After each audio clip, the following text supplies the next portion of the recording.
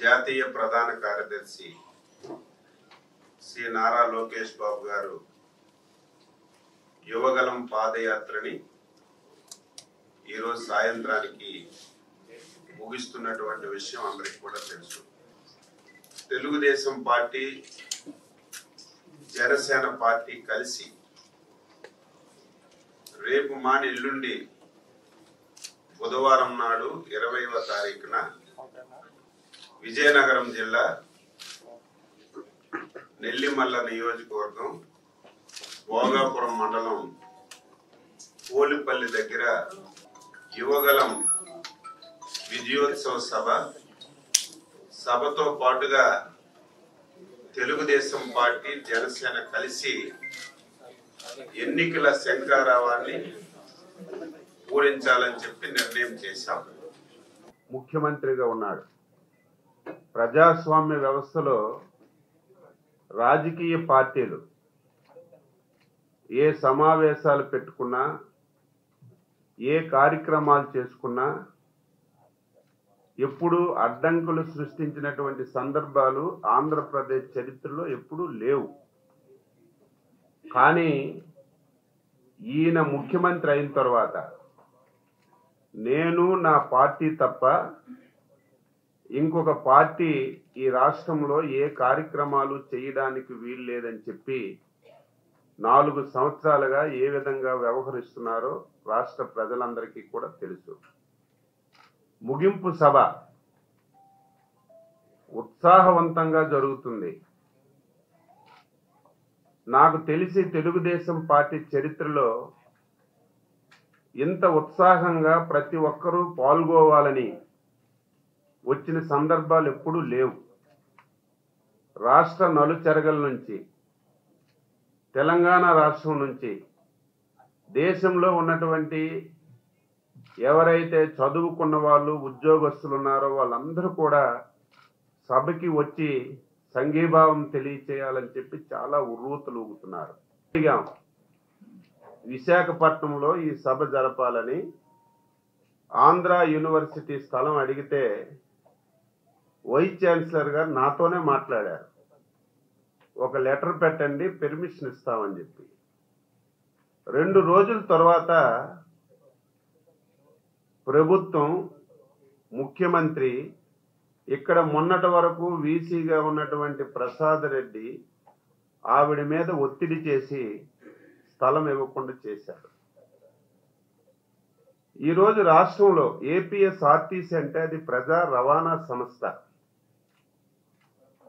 ఈ రాష్ట్రంలో ఎవరైనా సరే పెళ్ళిళ్ళకి కావాలన్నా బస్సులు అద్దెకి ఇవ్వాలి, సమావేశాలకు కావాలన్నా బస్సులు అద్దెకి ఇవ్వాలి. ఎవరు ఏ అవసరానికి కావాలన్నా సరే ఆర్టీసీ నిబంధనల ప్రకారం కిలోమీటర్కి ఇంత ఛార్జీ, వెయిటింగ్కి ఇంత ఛార్జీ అని చెప్పి బస్సులు ఆర్టీసీ చరిత్రలో ఇస్తున్నటువంటి సందర్భాలు మనం చూసాం. ఈ రాష్ట్రంలో వైసీపీ పార్టీకి ఇస్తున్నారు, మిగతా రాజకీయ పార్టీలకు ఇస్తున్నారు. కానీ ఈరోజు యువగలం సభకి ఆర్టీసీ బస్సులు కావాలని నేనే స్వయాన ఆర్టీసీ ఎండీ గారికి ఉత్తరం రాశాను. ఫోన్ చేస్తే నేను డైరెక్షన్స్ ఇస్తానండి మా ఆర్ఎంఎల్కి అందరికి అని చెప్పి ఆర్టీసీ ఎండీ ద్వారకా తిరుమలరావు గారు నాకే చెప్పారు. మళ్ళీ 2 రోజులు తర్వాత అడిగితే పైనుంచి ఆదేశాలు రాలేదండి, అన్నీ మీకు తెలుసు కదా, మేమేం మాట్లాడతామని చెప్పి దాన్ని కూడా ఇవ్వకుండా ఈ సభని ఇబ్బంది పెట్టాలని చెప్పి ప్రయత్నం చేస్తున్నారు.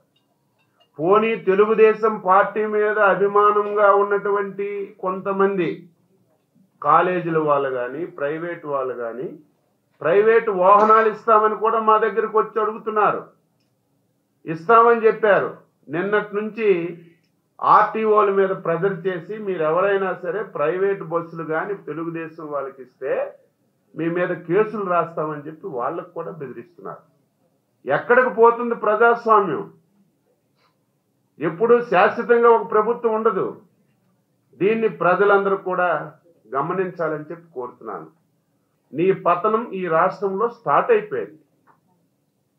ఈ రాష్ట్రానికి పట్టినటువంటి పెద్ద శని జగన్మోహన్ రెడ్డి ఎప్పటికీ వదులుతుందని చెప్పి 5 కోట్ల మంది ప్రజలు ఆతృతగా చూస్తున్నారు. కాబట్టి నువ్వు ఎన్ని అడ్డంకులు పెట్టినా, ఎన్ని ఇబ్బందులు పెట్టినా సరే రేపు సభకి ప్రజలందరూ కూడా వచ్చి విజయవంతం చేయాలని చెప్పి సిద్ధంగా ఉన్నారు. మా అంచనా ప్రకారం, మాకు వస్తున్నటువంటి సమాచారం ప్రకారం 5 లక్షల మంది సభకు రావడానికి సిద్ధంగా ఉన్నట్టుగా మాకు సమాచారం వస్తుంది. చరిత్రలో ఎప్పుడూ లేదు. రాయలసీమ ఇతర ప్రాంతాల నుంచి 6 ప్రత్యేక రైళ్లు కూడా పెట్టుకొని కార్యకర్తలు స్వచ్ఛందంగా రైలులో వస్తున్నారు. చాలా మంది వీళ్ళు మాకు బస్సులు ఇచ్చేదేంటి, ట్రాక్టర్లు వేసుకొని వస్తాం, బస్సులు వేసుకొని వస్తాం, అద్దె బస్సులు, లేకపోతే లారీల మీద వస్తాం, మోటార్ సైకిళ్ళ మీద వస్తాం, ఏదీ లేకపోతే దేవుడిచ్చిన 2 కాళ్ళు ఉన్నాయి, నడుచుకొని వచ్చైనా సరే ఈ సభను విజయవంతం చేస్తామని పట్టుదలతో ప్రజలందరూ కూడా ఉన్నారని చెప్పి ఈ సందర్భంగా తెలియజేస్తున్నా. దానికి పార్టీ అన్ని విధాలుగా ఏర్పాట్లు చేశాం. సభా ప్రాంగణం దాదాపుగా 2.5 లక్షల మంది ప్రాంగణంలో కూర్చునే విధంగా కుర్చీలు వేసాం. అన్ని ఏర్పాట్లు కూడా చేశాం. ఇంకా ఎక్కువ వస్తే వాళ్ళకి LED స్క్రీన్లు పెట్టి ఎక్కడ ఇబ్బంది లేకుండా ఏర్పాట్లు చేశాం.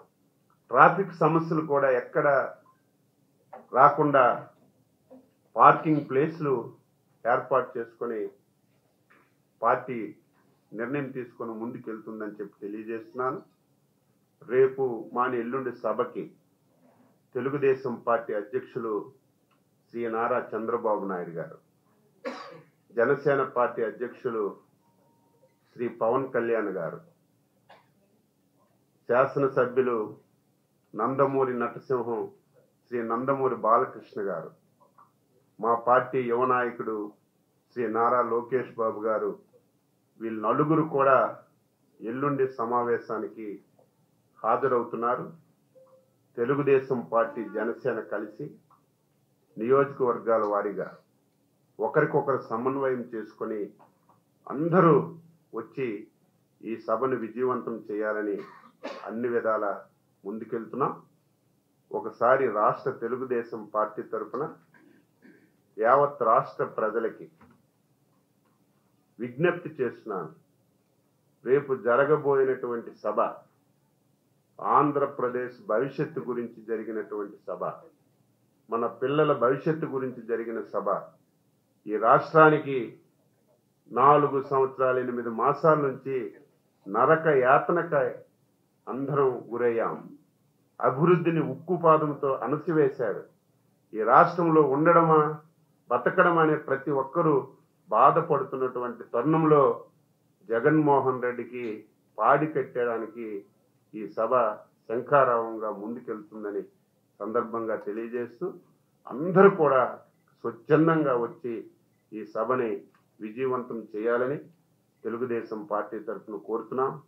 ముఖ్యులం అందరం కూర్చున్నాం, ఏర్పాట్లు ఏం చేస్తున్నాం, ఇంకా ఏవైనా మార్పులు చేర్పులు చేయాలా, ఇంకా సభ ఎటువంటి ఇబ్బందులు లేకుండా ఏ రకంగా జరగాలో 40 సంవత్సరాల నుంచి పార్టీలో పనిచేసినటువంటి సీనియర్ల సలహాలన్నీ కూడా తీసుకొని ముందుకెళ్తున్నామని చెప్పి ఈ సందర్భంగా తెలియజేస్తూ అందరికీ నమస్కారం. ఈరోజు సాయంత్రం 5 గంటలకి ఒక చారిత్రాత్మకమైనటువంటి ఘట్టం. లోకేష్ బాబు గారు జగన్మోహన్ రెడ్డి లాంటి పాదయాత్ర కాదు, 5 రోజులు చేయడం, 2 రోజులు ఇంట్లో పడుకోవడం, మళ్ళీ పాదయాత్ర చేయడం. లోకేష్ బాబు గారు పాదయాత్ర ప్రారంభించినప్పటి నుంచి ఆదివారం లేదు, శనివారం లేదు, పండగ లేదు, ఏ కార్యక్రమాన్ని ఎగ్గట్టకుండా నిరంతరాటంగా పాదయాత్ర కొనసాగింది. ఈ దుర్మార్గుడు పాదయాత్ర బ్రహ్మాండంగా జరుగుతుంది. చంద్రబాబు నాయుడు గారు జగన్మోహన్ రెడ్డి చేసిన అవినీతిని ఎండగొడుతున్నాడని అక్రమంగా కేసు పెట్టి అరెస్ట్ చేస్తే ఒక 80 రోజులు విరామం వచ్చినా సరే మళ్ళీ పట్టు వదలకుండా అనుకున్న పాదయాత్ర పూర్తి చేయాలని దిగ్విజయంగా పూర్తి చేసి ఈవేళ సాయంత్రం 5 గంటలకి పాదయాత్ర ముగింపు పైలను ప్రారంభిస్తున్నాం. ఆ కార్యక్రమానికి కూడా ప్రతి ఒక్కరూ అటెండ్ అయి విజయవంతం చేయాలని చెప్పి కూడా కోరుతున్నాం.